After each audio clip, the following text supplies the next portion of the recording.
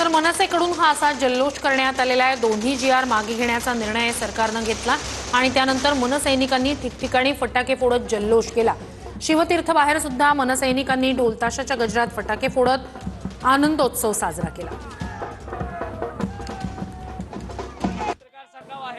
या अध्यादेशाची प्रतिकात्मक होळी करण्यात आली, त्यानंतर आता हा एकूण निर्णय झालेला आहे। तरी सांगा की पुन्हा एकदा तुमची प्रतिक्रिया जाणून घ्यायची आहे की मराठी माणसाच्या आंदोलनाच्या रेट्यापुढे राज्य सरकारला झुकावं लागलं। निश्चितपणे ज्या पद्धतीने आपल्याला आठवत असेल 16 एप्रिलला जेव्हा निर्णय झाला तेव्हापासून महाराष्ट्र नवनिर्माण सेनेने या आंदोलनाची हाक दिली होती।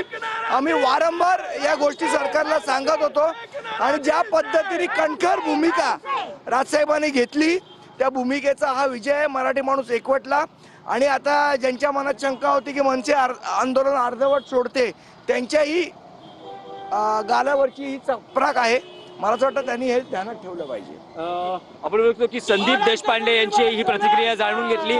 संदीप एकच मुद्दा आहे की आता अध्यादेश तर मागे घेतलेला आहे, पण 5 जुलैचा जो मोर्चा होता तो तर आता निघणार नाही। पण संदर्भात राजसाहेब ठाकरे निर्णय, पण सगळ्यांना अपेक्षा होती की ठाकरे बंधू एकत्र दिसतील या मोर्चाच्या निमित्तानं। तर मग आता ठाकरे बंधू कधी एकत्र पाहायला मिळतील? मला असं वाटतं याचा निर्णय राजसाहेब ठाकरे करतील। नाही, पण विजयोत्सव ठाकरे बंधू एकत्र साजरा करतील का? मला असं वाटतं विजयोत्सव मराठी माणसाचा जो विजयोत्सव आहे त्यात तरी किमान आता ठाकरे मराठी माणसं एकत्र विजयोत्सव साजरा करतील आणि एकत्र काय मोर्चा काढायचा विजयोत्सव काढायचा याचा निर्णय राजसाहेब ठाकरे घेतील। पण कधीपर्यंत याची घोषणा होऊ शकते?